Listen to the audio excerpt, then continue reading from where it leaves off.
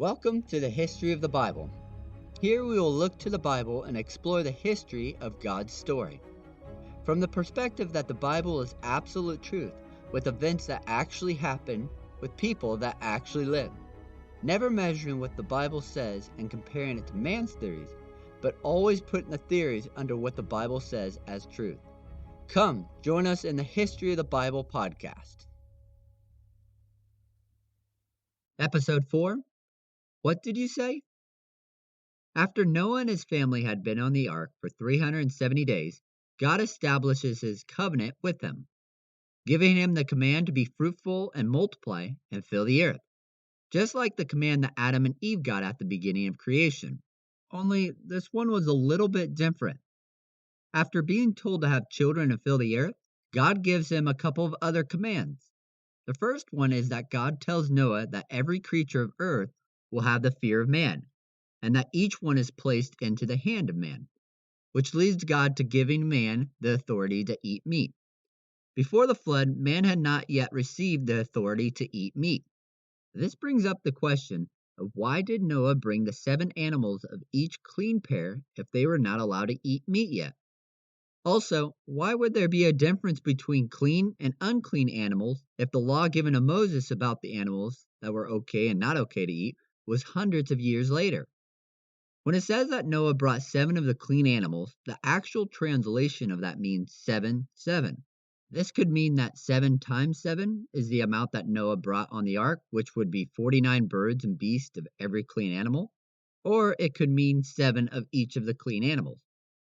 But many scholars actually believe that it's 7 and their 7, meaning 7 pairs of clean animals. Either way, God had Noah bring more clean animals than unclean animals. This still begs the question of why. If they were not allowed to eat meat until after the flood, you would really not need the extra animals. Therefore, these extra animals are thought to have been for other things than just for food after the flood. The first reason could be for work. The clean animals that are mentioned in Leviticus given by the law of Moses are mostly domesticated, and domesticated animals were used a lot for working and farming.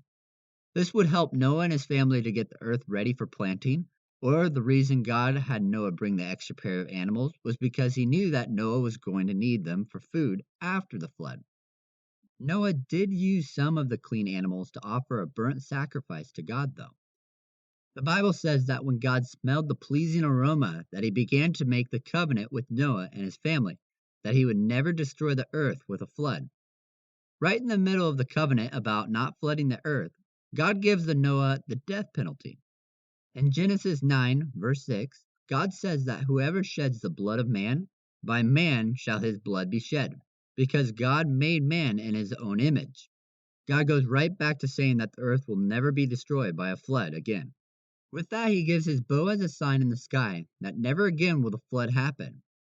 God's bow is the rainbow that is seen after the rain, and the sun comes out as that sign. Today, rather than seeing it as a promise from God to people, animals, and the earth, it is now seen as an image that is separate from God and his word. After the flood, Noah begins to become a man of the soil, and he plants a vineyard. When he drank some of the wine from the vineyard, he got drunk and took all of his clothes off inside of his tent. Ham, Noah's youngest son, saw him naked and told his brothers about their father. Noah's other 2 sons then took a garment and put it over their shoulders and walked backwards to cover their father without seeing him naked. Once Noah woke up and found out what Ham did to him, he cursed Ham's youngest son, Canaan. But no one knows what Ham did to Noah, and why would Canaan be cursed because of his father seeing Noah naked? Only speculations have been brought up in regards to what Ham did. It is said that when Ham looked at his father's nakedness, that it was a lustful way. Others say that Ham castrated his father and then went out and told his brother of their father's nakedness.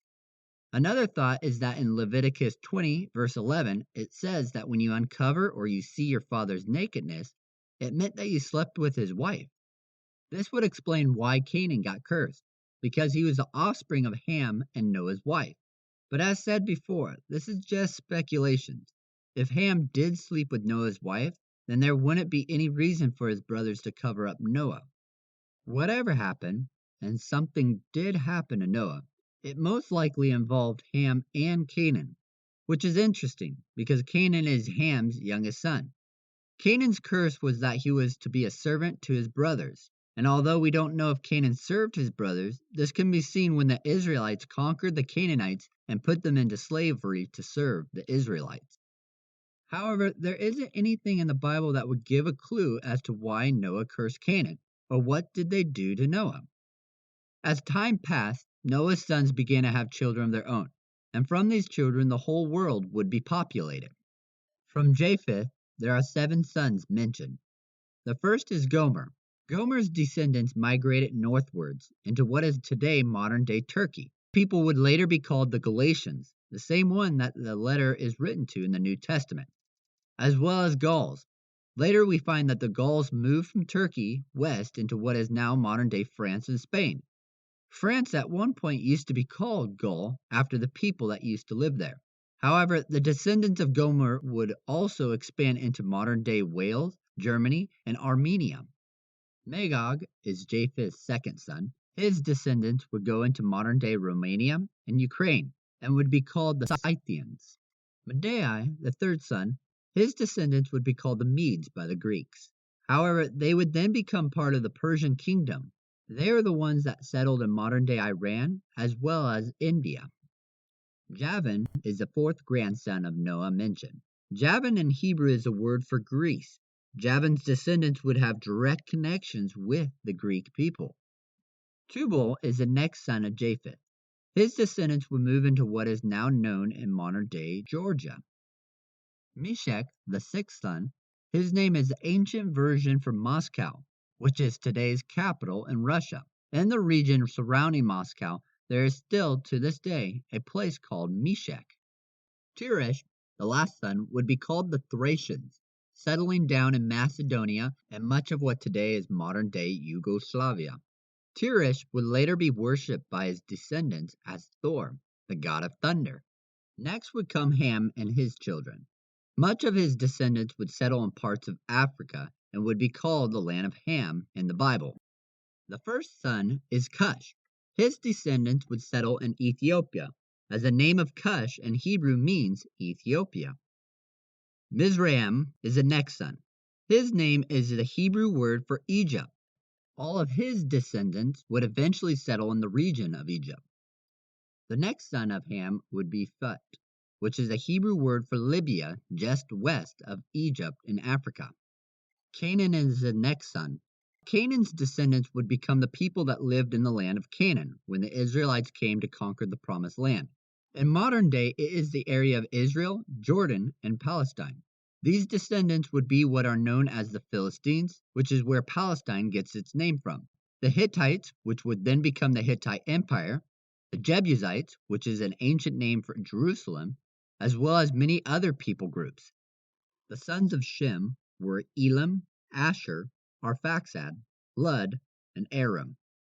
Elam would become the father of the Persian people. However, the Persians would later mix with the Medes, the descendants of Medai, the son of Japheth, to form modern-day Iran. Asher is the Hebrew word for Assyria. This people group would become one of the greatest empires in ancient times. This empire would then later be the ones that conquered the northern kingdom of Israel. Asher would also become the deity among the Assyrian people. Arphaxad would become the father of the Chaldeans, which lived in southern Mesopotamian region. They would eventually be absorbed into the Babylonians. The Hebrews, or the Israelites, would also come from Arphaxad. Other descendants would settle in modern-day Arabia. Lud would become the father of the Lydians, which is in modern-day Western Turkey. Aram is a Hebrew word for Syria, which is still seen today in the country of Syria, just north of Israel and south of Turkey. Chapter 10 of Genesis is sometimes called the Table of Nations.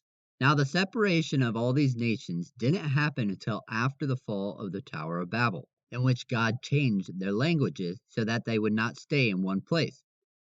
This can be seen in Genesis 10, verse 5, 20, and 31, where it says that the people groups were separated into their languages and clans. Now, this leads us to the Tower of Babel.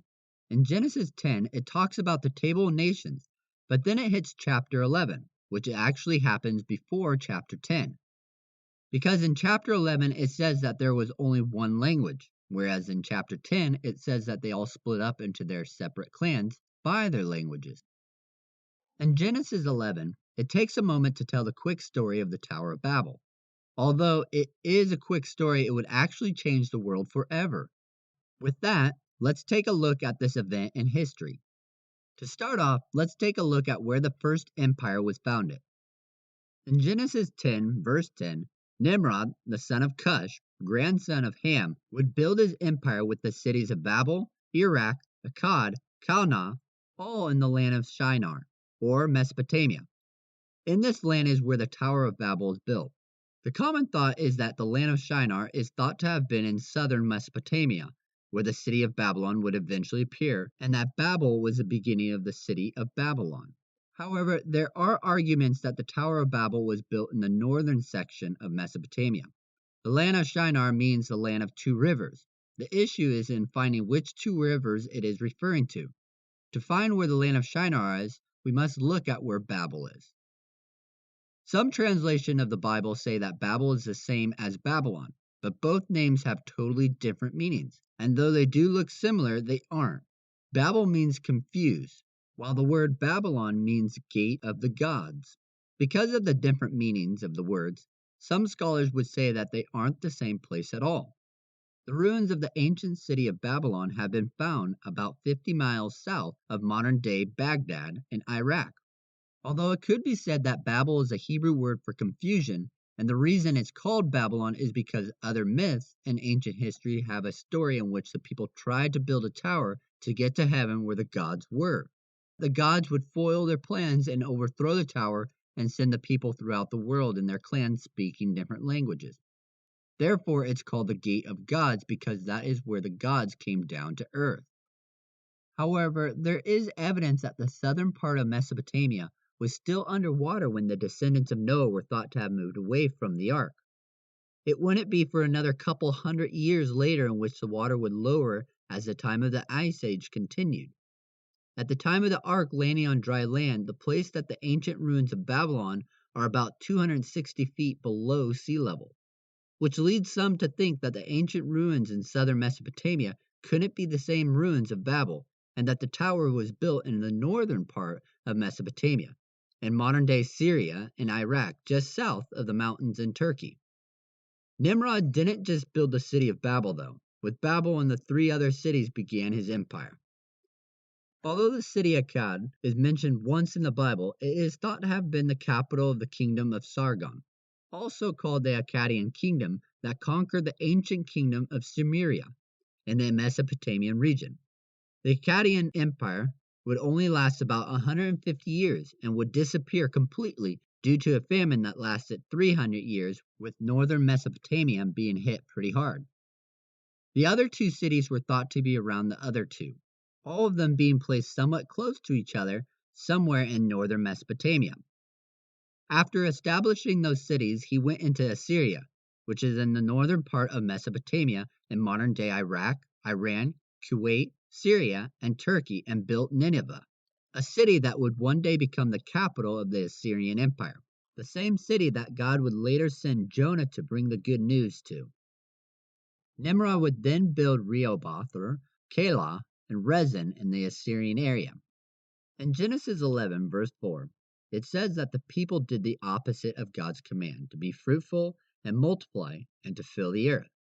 It says that they came together to build themselves a city and a tower that would reach into the heavens so that they would make a name for themselves.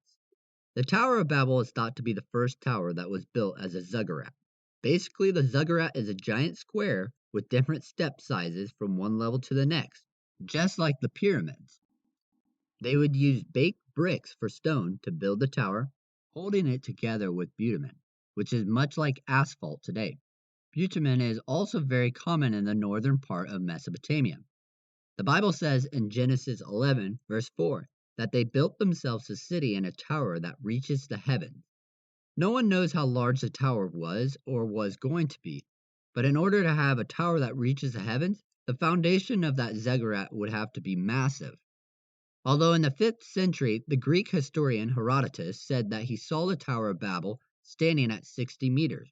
or almost 200 feet tall. Throughout the world and history, ziggurats are found everywhere. Majority of them were used as high points with the temple on top to worship the people's gods.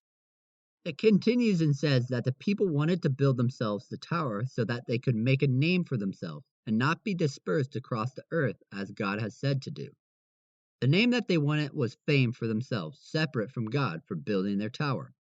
The man who was able to lead the people in an act against God's command was Nimrod. As mentioned earlier, Nimrod was the son of Cush, the great-grandson of Noah. Nimrod was a man of great ambition and drive to lead the people, although it was in the wrong direction. Nimrod was the one that pushed for the people to build the Tower of Babel so that they could protect themselves from God if he decided to flood the earth again by building the tower so high the waters wouldn't reach it. Also, Nimrod wanted to take revenge on God for killing the whole earth. There is even evidence that Nimrod was one of the giants that were after the flood, as Genesis 6, verse 4 mentioned. The word in the Bible to describe him as a mighty man may have reference to him being one of these giants. Later on, when the Israelites go out to spy the land in Canaan and discover the giants living there, they would be related to Nimrod. Being of great strength and stature, it's no wonder why people followed him as he became the tyrant ruler of his kingdom. Nimrod is an interesting person. It only briefly mentions him in the Bible, but he is thought to have impacted all of history. His name means rebel or rebellious one, and it is thought that a lot of ancient myths are tied to him. For example, Hungarian, Greek, Arabic, Syrian, Armenian all have myths that are tied to Nimrod. Both the Epic of Gilgamesh and Hercules is thought to have begun with him. Sumerians, the Babylonians, Assyrians, and the Hittites also portrayed him as a great hero that was part god and man. To add to the story, Semiramis, either his mother, his wife, or some actually believe that she was both his wife and later became his mother, as she was impregnated by Nimrod after his death and became a god. This would then bring about the worship of different mother-son cults, such as Isis and Orius in Egypt, Venus and Adonis in Greece, Ashuish and Vishnu in Hinduism. Some even have pointed out that the worship of Mary, the mother of Jesus, could have its roots in this cult. It is thought that her and Nimrod were the first ones to create a polytheistic worship to remove God. Many think that the tower could have been used as a temple to study and worship the stars, so that the people could be drawn away from the one true God. She is thought to be the one that could be called the Queen of Heaven that would be later worshipped by the Israelites. Other forms of the Queen of Heaven would be seen as Ishtar, an Assyrian and Babylonian goddess, or Astarte and Ashtoreth, both names that would be seen throughout the land of Canaan. Once a goddess, she was thought to have been the wife of Baal. She was worshipped as the goddess of fertility because she was miraculously gave birth to Nimrod.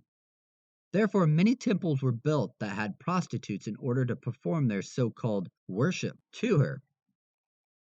However, based on other writings, she could have been also the wife of Ninus, the founder of Nineveh, and became the queen of Assyria. Although the Bible says that it was Nimrod who built the city of Nineveh in Genesis 10, verse 11. Either way, she would one day become the object of much worship, either in her mother-son cult or being the queen of heaven. Although Semiramis isn't mentioned in the Bible, she is written about a lot in extra biblical writings, and she did rule over an empire and did some things that are seen in history. For example, she did build the city of Babylon, including the walls and the castle that protected the city. She is even thought to have been the one that built the Hanging Garden and is known in history as a great military strategist that would conquer Asia, Libya, and Ethiopia. Much of the area that she is known to be part of is directly related to Nimrod and his empire. This is a guy that would lead the people in rebellion against God and build a tower that was meant for worship of the stars or to save themselves from another flood. One way or another, they wanted to create a name for themselves that went against God. Therefore, in verse 5, 6, and 7 of chapter 11 in Genesis, God comes down and confuses their language. He breaks down their unity with one another.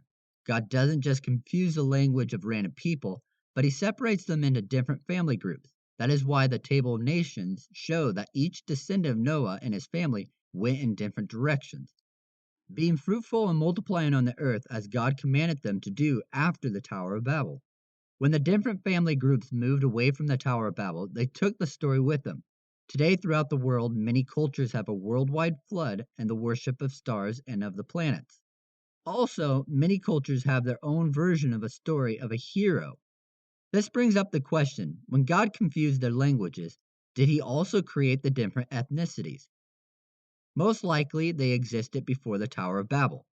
These different ethnicity groups would have been just different families. Some of the things that would contribute to the difference between these groups is the different languages, the splitting into different family groups, and the environment in which each group moved to.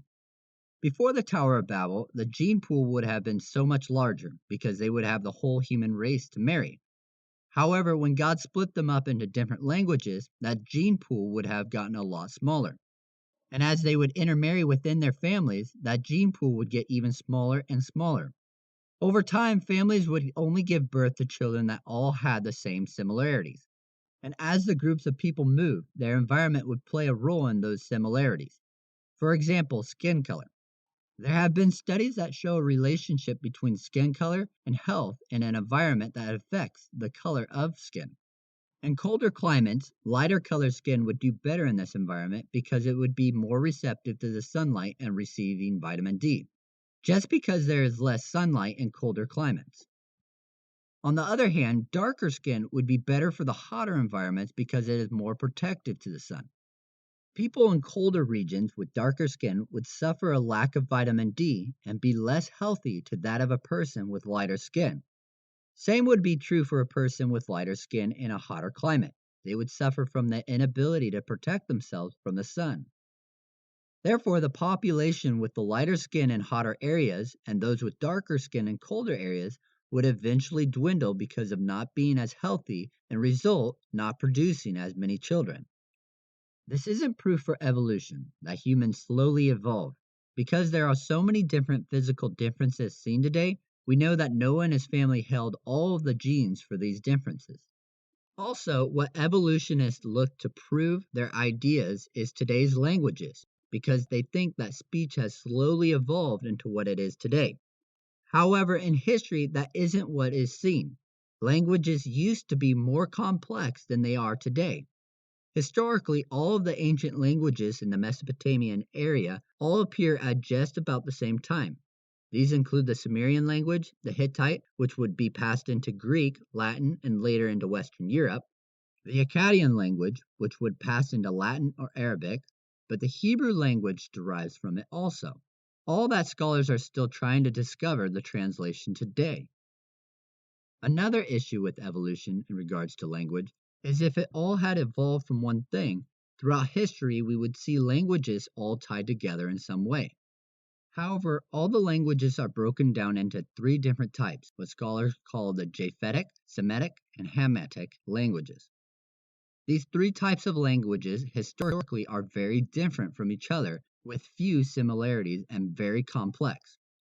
This doesn't point to evolution whatsoever, but actually to what the Bible says in that God supernaturally gave the different family groups their own languages and they moved out from the Tower of Babel. And as people moved out into their nations and their land based on their languages and clans, we will see that God still pursued to fulfill his covenant that he had given Adam and Eve and Noah. As history continues, God chooses a very special man to give his promise to, and that he would be blessed with more children than the sands on the earth.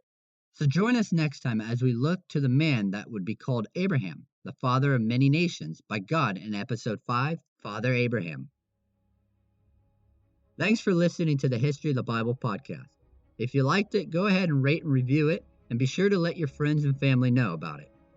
For ways to give feedback or to let us know how this podcast has impacted you, check out the links in the show notes. Until next time, remember that you are loved, special, and worthwhile.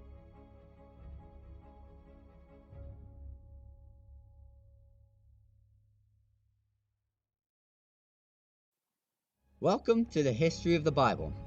Here we will look to the Bible and explore the history of God's story. From the perspective that the Bible